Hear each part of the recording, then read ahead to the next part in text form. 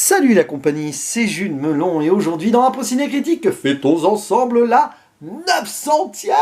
Et oui, et comme à chaque palier de 100, j'ai décidé de vous parler d'un film qui m'est cher, culte à mes yeux. Alors j'ai hésité et finalement mon choix s'est porté sur ce long métrage japonais sorti en l'an 2000 là-bas, un an après en France, Battle Royale, réalisé par Kinji Fukasaku sur un scénario de son fils qui prendra la suite du projet 3 ans après pour un film dont je parlerai peut-être un jour, mais ça risque d'être un véritable crève-cœur. Mais concentrons-nous donc sur ce premier volet, adapté d'un roman, qui a aussi donné un manga, que je n'ai pas lu. Donc je vais uniquement parler de l'œuvre cinématographique, ici, dans un genre action, anticipation, horreur psychologique et sociale, qui a en son casting un grand acteur et cinéaste de renom, Takeshi Kitano, qui joue le professeur Kitano. Ouais, ils ont changé d'ailleurs le patronyme par rapport au livre. Intéressant. À ses côtés, nous avons les jeunes Tatsuya Fujiwara, Aki Maeda, Taro Yamamoto, qui est devenu politicien depuis, ça ne s'invente pas vu le contexte du métrage, Manasobu Anno et la jeune Chiaki Kuriyama, qui s'est faite repérer ici par Quentin Tarantino, qui a adoré Battle Royale, pour jouer par la suite Gogo dans Kill Bill Volume 1. Eh ouais, comme quoi. Alors quelle est l'histoire de cette œuvre assez forte en émotion, que j'avais découverte d'ailleurs sur Canal+ à l'époque. Ça a été vraiment visuellement et psychologiquement surtout quelque chose qui m'a marqué à vie. Alors, il s'agit donc d'une classe de terminale dans un Japon futuriste, mais avenir proche quand même, qui est envoyée sur une île, et les élèves vont être amenés à s'affronter afin qu'il n'y en ait qu'un qui survive au bout. Voilà. Pourquoi ? Parce que dans cette société, visiblement, les adultes veulent donner une leçon aux adolescents qui sont de plus en plus rebelles, violents, indisciplinés. Et donc, chaque année, le programme Battle Royale est lancé avec une classe qui est sélectionnée par hasard, et donc envoyée ici au carnage.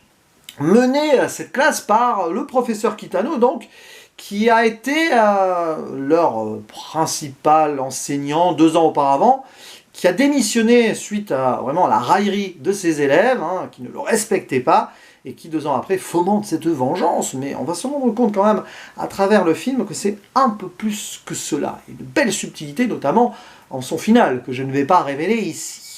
Et sur place, donc sur cette île mystérieuse, qui n'est pas tant que ça, c'est juste un huis clos tout simplement, les jeunes vont devoir s'affronter. Alors certains vont refuser de le faire, suicide, etc. Ou solidarité en tentant de trouver un stratagème pour contourner le système, peut-être de façon informatique ou juste en attendant le plus longtemps possible afin de voir. Mais d'autres, qui sont plus solitaires ou plus méchants, tout simplement, vont aller au bout du truc et n'auront qu'une envie, c'est survivre. D'autant plus qu'on leur donne chacun une arme plus ou moins efficace afin de se défendre et d'attaquer. Et stratégie avec des zones qui sont interdites à toutes les 6 ou 12 heures, je sais plus, oui, je crois que c'est toutes les 12 heures. Et c'est pas de tout repos pour nos jeunes lycéens. Alors il faut savoir d'ailleurs que ce film a probablement inspiré ce fameux genre du Battle Royale que vous, les plus jeunes, vous connaissez probablement à travers le jeu vidéo Fortnite. Et oui, jeunes gens, si vous tombez sur cette Impro Ciné Critique, sachez peut-être que ce film japonais a été, on va dire, l'instigateur d'un des jeux les plus populaires de ces 10 dernières années. Il y a eu aussi le film Hunger Games, qui peut être classé dans le même contexte. Et alors, pourquoi ce film m'a marqué ? Je sais qu'il n'est pas hyper apprécié finalement, la note sur Sens Critique est en dessous de 7 sur 10, ce qui me surprend un peu. Parce que peut-être certains ont préféré le roman, c'est possible, ou le manga. Mais bon, je n'ai pas d'éléments de comparaison. Pour moi, c'est un véritable drame social et psychologique potentiel, où on pourrait imaginer donc une société qui en voudrait à ses jeunes, et voir donc ici un double choc des générations. Parce que, au-delà de la tuerie, des moments de carnage, des scènes assez violentes, et parfois drôles, mais pas tant que ça, les acteurs se donnent à fond d'ailleurs, c'est profondément réaliste, des fois dans le surjeu, mais vu le contexte avec la psychologie qui tourne à la folie par moments, ça se comprend. Non, pour moi, ça va au-delà de ces scènes-là, de savoir qui va survivre ou non, même si on se centre sur les 2 principaux personnages, Shuya et Noriko. Non, moi ce qui est intéressant là-dedans, c'est de voir pourquoi on en est là. Et les adultes qui veulent donner une leçon aux jeunes qui sont voilà, rebelles, etc. Mais d'un autre côté, on voit que les jeunes ont une vision dramatique de cette société. Le personnage de Chouïa va par exemple découvrir son père suicidé un jour en rentrant chez lui. On voit avant le paternel totalement déprimé qui n'arrive pas à trouver un boulot. Donc vous voyez déjà, on a la société qui n'arrive pas à intégrer ses adultes, là, dans un Japon qui, déjà à l'époque et encore aujourd'hui, est voilà, c'est pas facile non plus le milieu du travail, c'est très strict, hein, il faut se donner à fond, hein. C'est beaucoup plus d'heures par semaine qu'en France par exemple, et là on voit le petit côté déjà satirique envers la société japonaise de l'époque. Ça serait certainement encore plus violent aujourd'hui. Il faut savoir que l'auteur du roman n'a jamais réécrit un roman derrière, hein. On attend toujours son second, peut-être que ce sera une suite ou pas, on ne sait pas, bref. Et moi, c'est ça qui m'intéresse, c'est cette création-là. Si la jeunesse est devenue rebelle, violente ou indisciplinée, c'est peut-être parce que la société lui a donné une mauvaise image. Et quand on voit cette société essayer de se venger de ces jeunes sans comprendre pourquoi ils en sont arrivés là, on se retrouve dans une dystopie où le serpent se mord la queue et on voit que forcément on en arrive à des extrêmes comme ça. Après voilà, hein, ce qui est quand même très fort aussi dans ce film, c'est que malgré le fait qu'il y ait plus d'une trentaine de personnages, 30, 40, les élèves plus deux nouveaux, un psychopathe ultime qui est là pour tuer, et un qui a gagné le jeu avant mais qui est remis là-dedans parce qu'il a fait peut-être quelque chose qu'il n'aurait pas dû faire, on ne sait pas trop, voilà.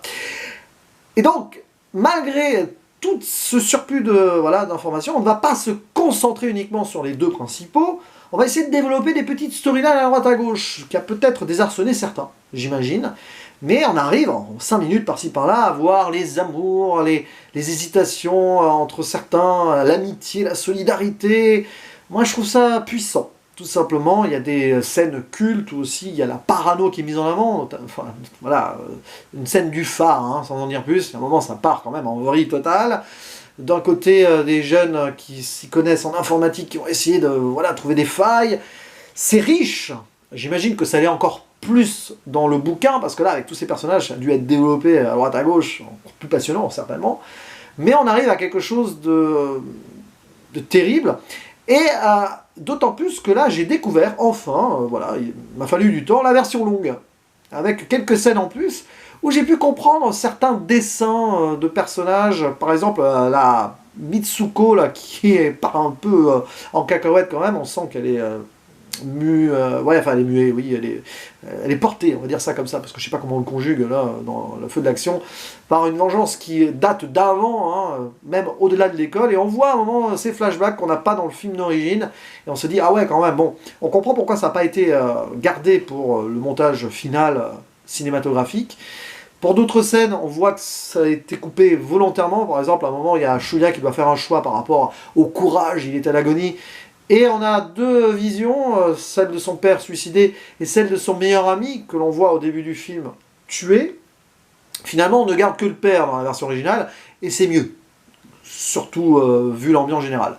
Et puis je finirai là-dessus, sans spoiler, ça va être difficile, mais bon voilà, sur le personnage du professeur Kitano. Déjà, Takeshi Kitano est remarquable, en mode cynique et complètement perdu. On voit que lui-même est le représentant de cette société désabusé ultimement, rejeté par sa fille, par ses élèves. Là, il est en mode vengeance ultime, mais on se rend compte surtout, notamment sur le final, que c'est un homme qui n'a pas pu évoluer, qui est encore rêveur d'une époque impossible, qui a flashé clairement sur la jeune Noriko, qui est l'héroïne du film, un petit peu tendancieux quand même, mais voilà, c'est quelqu'un qui est entre deux âges et qui n'a jamais pu tout simplement s'insérer dans la société. Et le grand final est très fort là-dessus, voilà, je ne peux pas en dire plus, parce qu'il y a une lecture presque christique, j'exagère, religieuse, enfin psychologique, philosophique, à un final qui est complètement absurde dans un sens, surréaliste. Mais je vous renvoie à la vidéo, l'excellente vidéo de Chronique Fiction, hein, c'est une chaîne française, vous savez, avec le coroner, là, qui en a parlé et qui explique très bien ce que je pense d'ailleurs aussi de ce final. Voilà, très très belle interprétation que je partage pleinement, mais j'en dis pas plus, sinon ce serait spoilé, donc allez voir si vous connaissez évidemment le film et que vous l'avez déjà vu, etc. Bref, c'est tout ce que j'avais à dire sur ce Battle Royale, je pense qu'on pourrait en faire des analyses pendant des heures, hein, clairement. Voilà, c'est un film cru, qui va à fond, un petit peu anarchiste aussi dans un sens, d'ailleurs la suite se voudra plus dans cette mouvance-là. Mais malheureusement, voilà. Mais je la reverrai un jour, oui, oui, j'en parlerai. Bon, voilà, voilà, voilà. Allez, je vous dis à la prochaine. Ciao!